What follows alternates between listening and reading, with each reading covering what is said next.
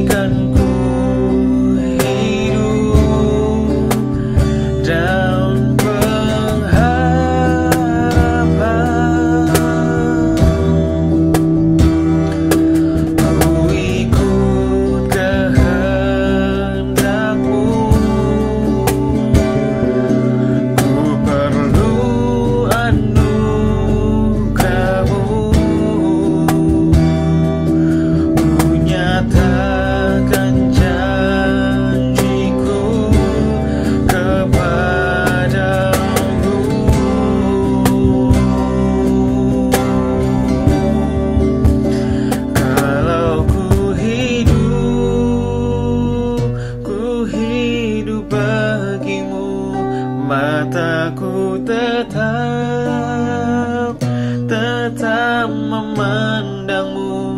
Dunia tak bisa menjauhkanku dari kasih-Mu.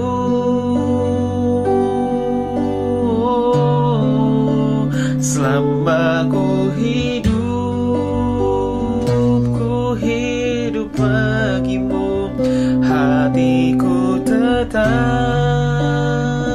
tetap menyembah-Mu.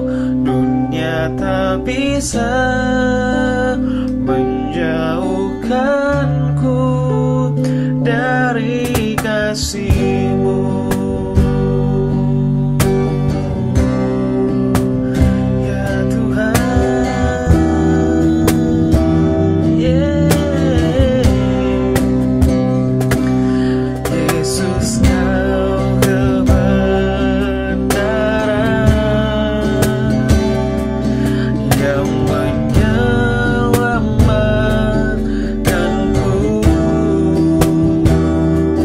Kau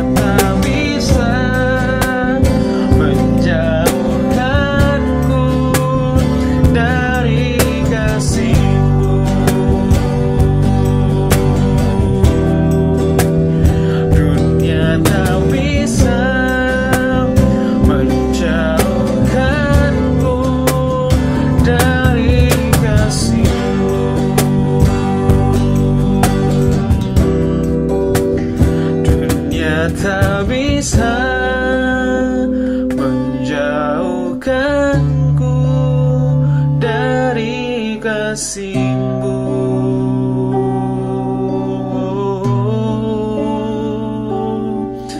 Dunia tak bisa menjauhkanku dari kasih-Mu yang tulus, kasih-Mu yang begitu besar, kasih-Mu Tuhan. Tiada yang lain, tiada satupun kuasa, tiada satupun makhluk yang sanggup pisahkanku dari kasih-Mu yang tulus Tuhan. Kami bersyukur, kami berterima kasih Tuhan. Tiada yang lain, hanya kasih-Mu bagi kami setiap hari Tuhan. Dengan apa kan ku balas Tuhan kasih-Mu?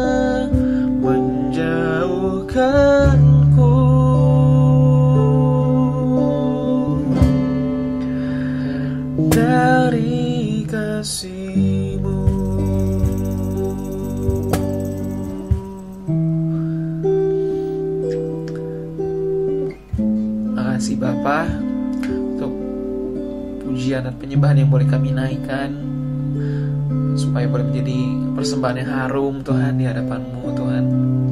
Kami mau duduk diam menikmati hadirat-Mu Tuhan, mendengar isi hati-Mu Tuhan, memberkati hamba-Nya yang akan menyampaikan firman Tuhan. Kau yang mengurapi lidah bibir beliau Tuhan, sehingga tidak ada satupun perkataan manusia yang keluar dari bibirnya, tapi hanya isi hati-Mu Bapa yang terpancar keluar, yang boleh tertanam kepada setiap anak-anak-Mu yang mendengar Bapa. Terima kasih Tuhan Yesus. Jamah setiap anak-anak-Mu yang mendengar isi hati-Mu pada sore hari ini, bekerja pribadi lepas pribadi Tuhan, dalam hati setiap anak-anak-Mu Tuhan. Makasih Tuhan Yesus, dalam satu nama Tuhan Yesus Kristus kami berdoa bersyukur. Amin.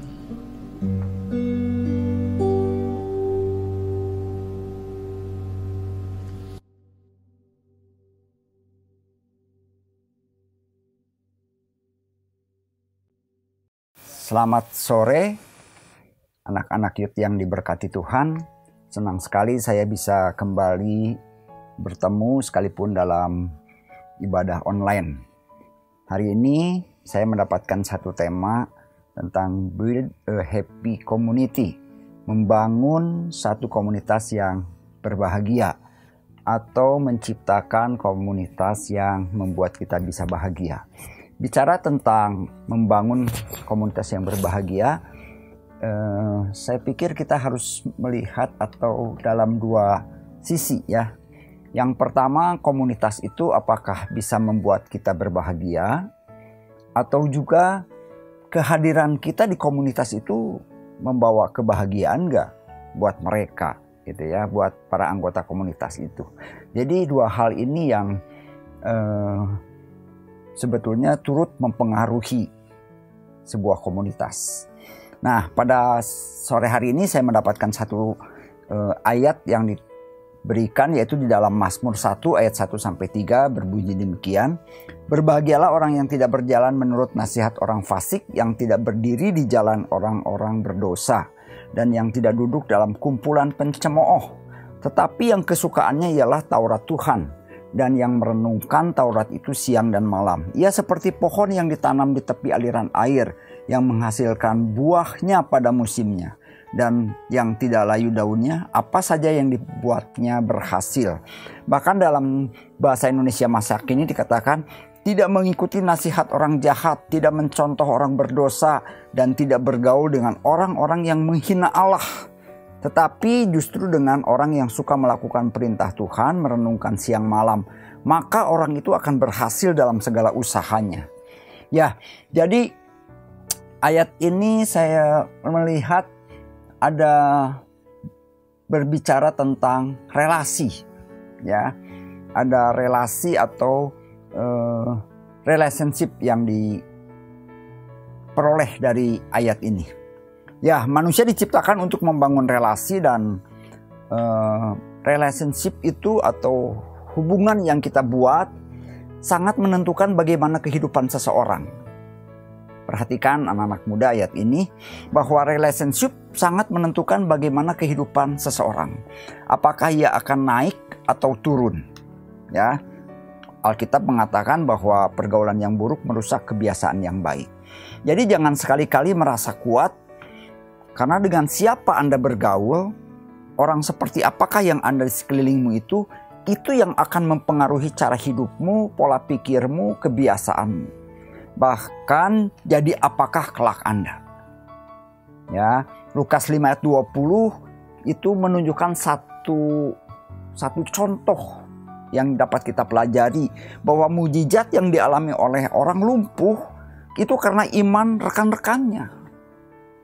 Jadi dia punya relasi, dia punya komunitas orang-orang yang punya iman luar biasa, sehingga mujizat dialami oleh orang lumpuh ini.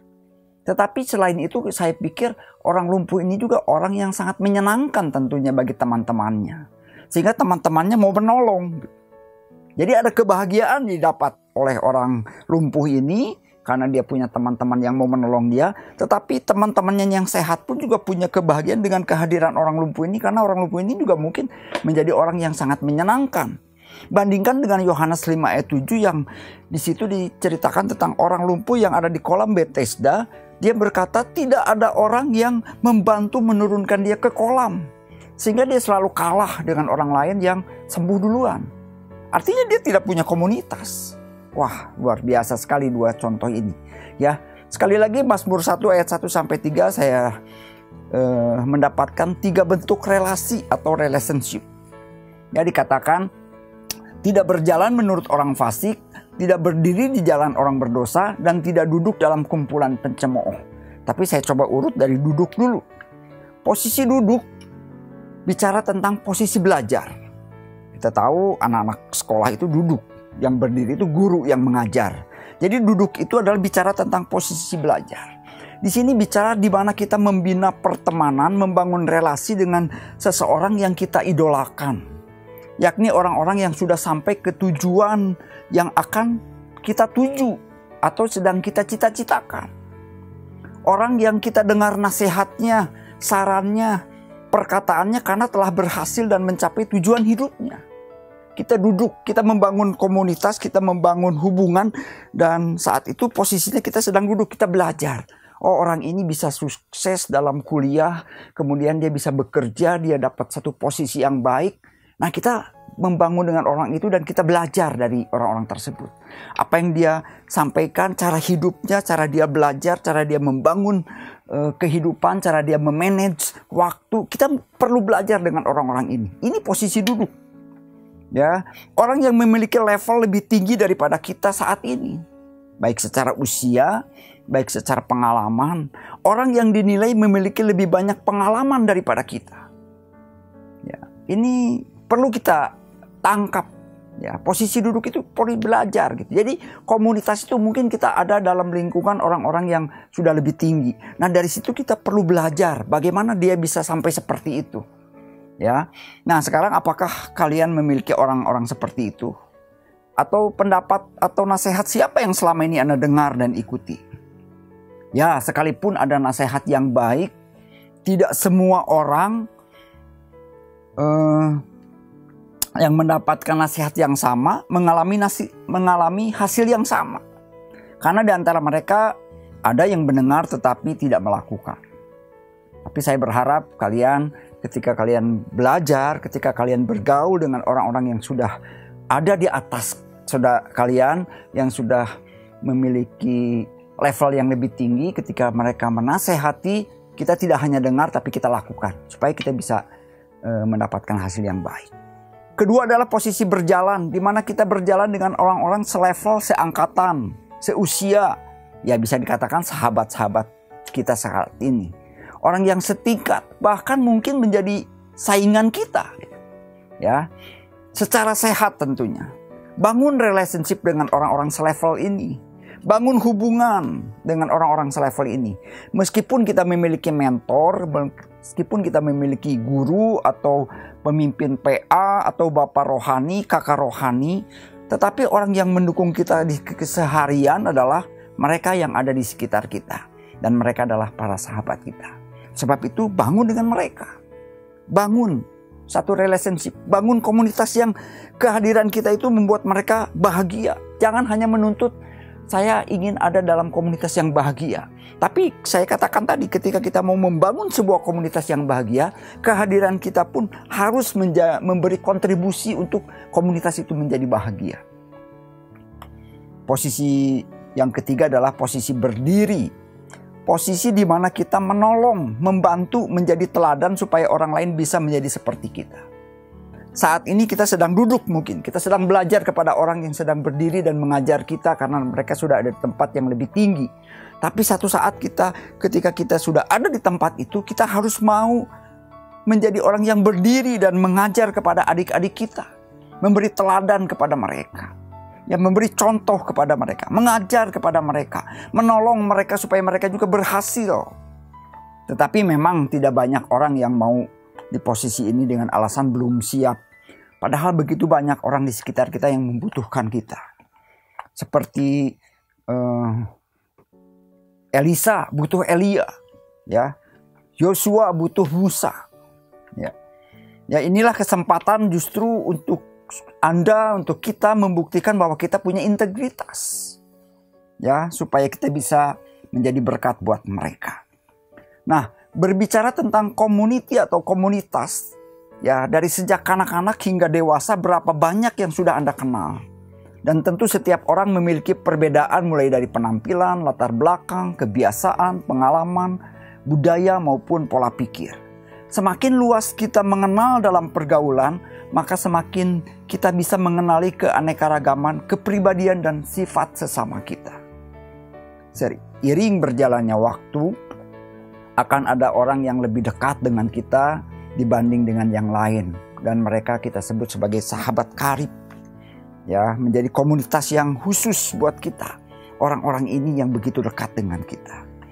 Karena kita adalah ciptaan orang yang rasional dan relasional, terbiasa punya relasi dengan keluarga maupun teman, maka ketika kita memilih-milih orang, ketika kita menentukan komunitas mana yang bisa kita masuk di situ, itu bukan berarti kita menjadi orang yang eksklusif. Namun kita memang harus hati-hati. Kita harus pilih secara intensional. Karena keberadaan mereka akan memiliki andil besar terhadap masa depan kita. Tadi ayat pertama jelas mengatakan bahwa kalau kita salah bergaul, kita salah duduk, kita salah berdiri, kita salah berjalan dengan mereka, maka kita akan berbahaya. Oleh sebab itu kita perlu memilih. Karena keberadaan mereka memiliki andil besar terhadap masa depan kita. Yesus pun semasa hidupnya bergaul dengan banyak orang. Namun dia hanya memilih 12 orang yang menjadi murid. Bahkan ada 3 orang yang dekat dengan dia. Dan yang paling dekat diantaranya adalah Yohanes. Nah, hari ini kita belajar juga bagaimana cara mengenali orang yang tepat untuk kita. Ya, kita belajar dari Raja Salomo dalam kitabnya Amsal. Dia tidak hanya membocorkan cara hidup bijaksana, tetapi juga membagi contoh kepribadian orang-orang yang ada di dunia. Ya, mungkin itu akan kita temukan, bahkan menemukan kita di dalam kehidupan kita sehari-hari. Amsal 13 ayat 20 berkata, siapa bergaul dengan orang bijak menjadi bijak, tetapi siapa berteman dengan orang bebal menjadi malang. Ya, saya senang dengan BIMK atau Bahasa Indonesia masa kini katakan, orang-orang yang bergaul dengan orang bijaksana akan menjadi bijaksana, orang yang bergaul dengan orang bodoh akan celaka. Wah, jadi betapa penting kita harus memilih komunitas kita. Komunitas yang salah, ya kita tidak akan menjadi bahagia karena kita akan menjadi berbahaya dan kita akan mengalami persoalan. Ya. Amsal 15 ayat 31 dikatakan, orang yang mengarahkan telinga kepada teguran yang membawa kepada kehidupan akan tinggal di tengah-tengah orang bijak. Ya, di dalam terjemahan BIMK, orang yang mengindahkan teguran tergolong orang bijaksana. Di sini kita seperti tadi di posisi duduk, kita sedang belajar, ada orang menasehati kita. Nah, kalau kita memasang telinga kita kepada teguran, kepada nasihat, maka itu akan membawa kehidupan dan kita akan disebut sebagai orang yang bijaksana. Tapi kalau kita melupakan itu, maka kita akan dikatakan menjadi orang yang celaka justru. Mari jadilah orang-orang yang bijak. Ya, pilihlah komunitas yang baik. Ketika kita ada dalam komunitas, jadilah orang yang menyenangkan. Sehingga komunitas di mana kita ada juga, kita memiliki kontribusi membuat komunitas itu menjadi berbahagia. Satu hal yang tidak boleh dilupakan ialah dekatlah dengan Tuhan, kenallah Tuhan lebih dalam.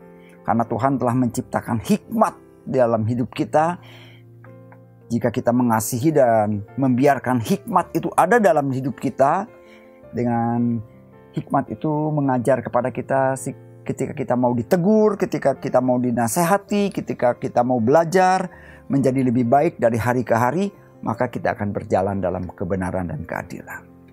Nah, untuk memilih komunitas yang memberi kebahagiaan, belajarlah bermurah hati. Karena kita sebagai anak Tuhan juga sudah menerima kemurahan hati dari Tuhan. Ya, untuk membangun sebuah komunitas yang berbahagia, tadi saya katakan ada 2 hal. Bisa komunitas itu yang membuat kita berbahagia, atau juga kehadiran kita di komunitas itu juga memberi peran atau memberi andil supaya komunitas itu bisa berbahagia. Salah satu caranya supaya kehadiran kita bisa membuat komunitas itu berbahagia adalah miliklah sikap murah hati.